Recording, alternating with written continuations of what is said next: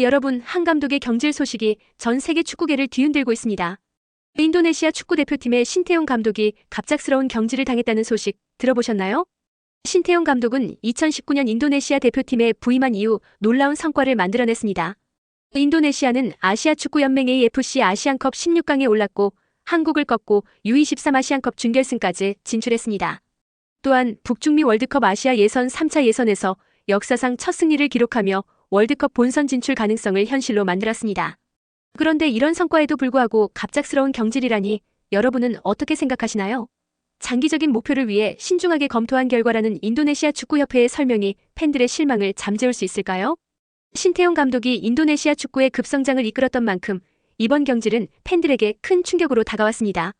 신태용 감독이 인도네시아 축구팀의 감독으로 부임한 2019년 그의 앞에는 해결해야 할 수많은 과제가 놓여 있었습니다. 인도네시아는 축구에 대한 열정은 높았지만 국제 경기에서는 늘 약체로 평가받았고 국내 리그는 체계적이지 못했습니다. 그는 단순히 성적을 개선하는 것을 넘어 축구 전반에 걸친 변화를 꿈꾸며 일을 시작했습니다. 부임 초기 신태용 감독은 선수들의 체력과 훈련 시스템이 전혀 국제적 기준에 미치지 못한다고 판단했습니다. 인도네시아 선수들은 기본적인 체력 훈련조차 제대로 받지 못해 경기 후반부로 갈수록 집중력을 잃는 경우가 많았습니다. 이를 해결하기 위해 그는 한국에서 사용하던 체계적인 체력 훈련 프로그램을 도입했습니다. 처음에는 선수들과 축구협회 모두 이 훈련 방식을 낯설어했습니다. 선수들은 강도 높은 훈련에 불만을 터뜨렸고 일부는 신 감독에게 이렇게까지 해야 하냐며 항의하기도 했습니다. 그러나 시간이 지나면서 선수들의 체력과 경기력이 눈에 띄게 향상되었습니다. 2022년 아세안 축구 선수권 대회 AFF컵에서 인도네시아는 경기 막판까지 높은 집중력을 유지하며 결승까지 진출했습니다. 비록 준우승에 머물렀지만 이 성과는 인도네시아 축구가 변하고 있음을 보여준 사례였습니다. 신태용 감독은 인도네시아 축구의 한계를 극복하기 위해 새로운 전략을 구상했습니다. 그는 네덜란드에서 활동하는 이중국적 인도네시아 선수들을 대표팀에 합류시키는 작업에 착수했습니다. 이중국적 선수들은 유럽의 축구 시스템에서 훈련받아 기술적, 전술적으로 뛰어난 역량을 가지고 있었고 이는 인도네시아 축구의 수준을 한 단계 끌어올릴 수 있는 열쇠였습니다. 이 전략은 초기에 협회의 강한 반대에 부딪혔습니다. 협회는 전통을 강조하며 이중국적 선수들의 합류를 반대했지만 신태용 감독은 직접 네덜란드로 가서 선수들과 가족들을 설득하며 그의 계획을 밀어붙였습니다. 결국 라파엘 스트라윅과 라그나르 오란망운 등 유럽에서 뛰던 선수들이 대표팀에 합류하며 인도네시아 축구는 완전히 새로운 모습을 갖추게 되었습니다. 특히 이 선수들은 월드컵 예선과 아시아 대회에서 결정적인 역할을 했습니다. 2024년 AFC U23 아시안컵 준결승에서는 라파엘 스트라윅이 한국을 상대로 결승골을 터뜨리며 인도네시아를 준결승에 진출시켰습니다. 이 경기는 동남아시아 전체가 깜짝 놀란 역사적인 순간으로 기록되었습니다. 신태용 감독의 가장 큰 목표는 인도네시아를 월드컵 본선에 진출시키는 것이었습니다. 인도네시아는 1938년 네덜란드 식민지 시절에 한 차례 월드컵에 참가한 적이 있지만 독립 이후에는 본선과는 거리가 먼 팀이었습니다. 그러나 신 감독은 인도네시아도 월드컵에 갈 수 있다는 신념으로 팀을 이끌었습니다. 2026년 북중미 월드컵 아시아 지역 예선에서 인도네시아는 신 감독의 리더십 아래 놀라운 성과를 거두었습니다. 3차 예선에 진출한 것만으로도 동남아시아 팀으로는 유일했으며 특히 사우디아라비아를 2대0으로 꺾은 경기는 모두를 충격에 빠뜨렸습니다. 이 경기가 열릴 때마다 경기장은 수만 명의 팬들로 가득 찼고 그들은 신태용을 연호하며 팀을 응원했습니다. 팬들은 단순히 팀의 성적에 만족한 것이 아니라 신태용 감독이 인도네시아 축구에 가져온 변화와 미래에 대한 비전을 신뢰했습니다. SNS에서는 신태용이 우리 팀에 남아야 한다는 글들이 넘쳐났고 그를 응원하는 해시태그가 매 경기마다 트렌드를 장식했습니다. 신태용 감독의 부임 이후 인도네시아 축구는 한층 더 강하고 체계적으로 변화했습니다. 그는 단순한 감독이 아니라 인도네시아 축구의 새로운 기준을 제시한 혁신가였습니다.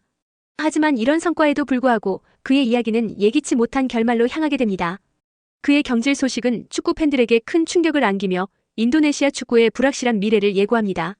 신태용 감독의 경질은 단순한 성적 문제로만 볼 수 없는 복잡한 이야기를 품고 있습니다. 인도네시아 축구협회가 내세운 공식적인 이유는 대표팀의 장기적인 발전과 목표를 위한 신중한 검토와 결정이라는 것이었습니다. 그러나 내부에서는 전혀 다른 이야기가 흘러나오고 있습니다. 가장 먼저 제기된 이유는 AFF컵에서의 부진입니다. 신태용 감독이 이끌었던 U23 대표팀이 준결승 진출에 실패하면서 축구협회는 이 대회를 성적 논란의 핑계거리로 삼았습니다.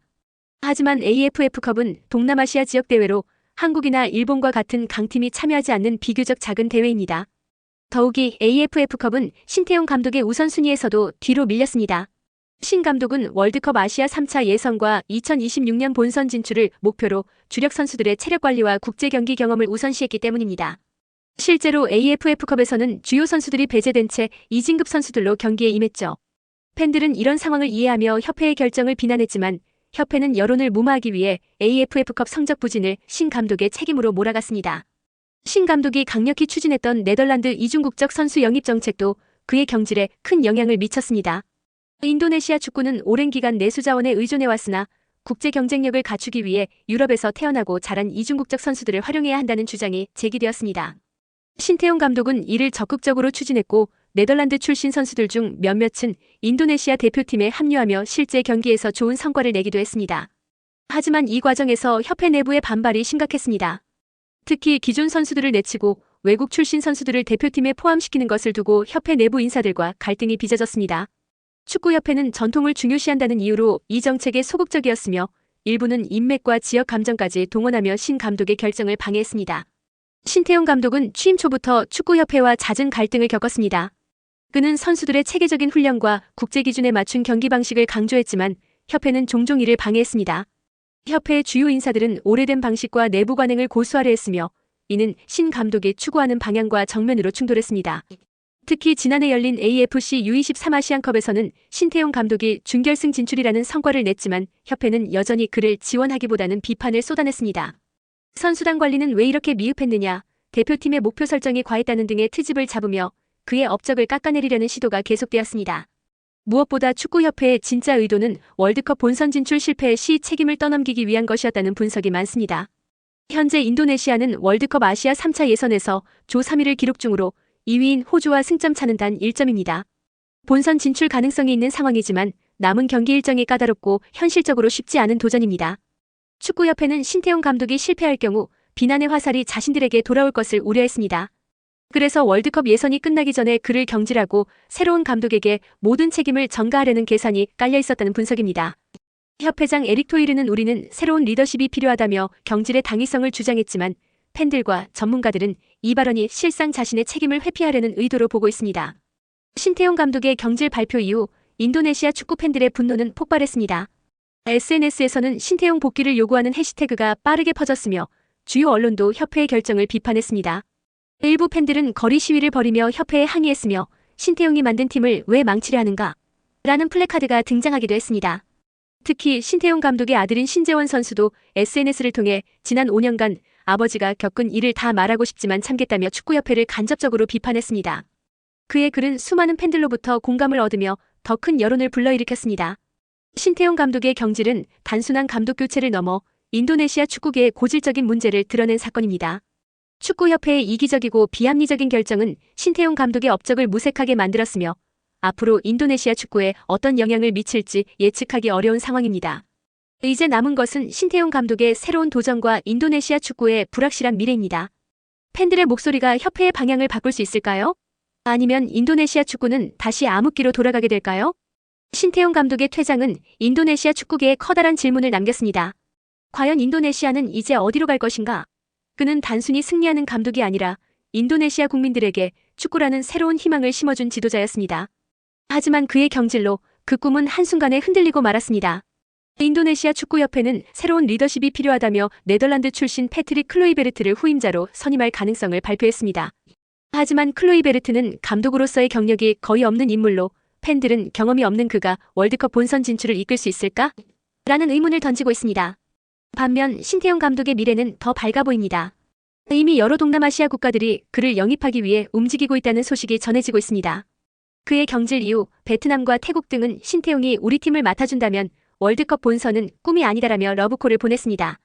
그가 떠난 자리는 인도네시아 축구계가 감당하기 어려운 공백으로 남을 가능성이 큽니다. 신 감독은 비록 인도네시아를 떠나지만 그의 철학과 열정은 이곳에 깊은 흔적을 남겼습니다. 특히 그가 육성한 선수들은 신 감독님은 우리에게 단순한 감독이 아니라 멘토였다며 그의 가르침을 잊지 않겠다고 밝혔습니다. 팬들은 여전히 신태용을 그리워하며 SNS와 거리에서 그의 복귀를 요구하고 있습니다. 하지만 현실적으로 그의 복귀 가능성은 낮아 보입니다.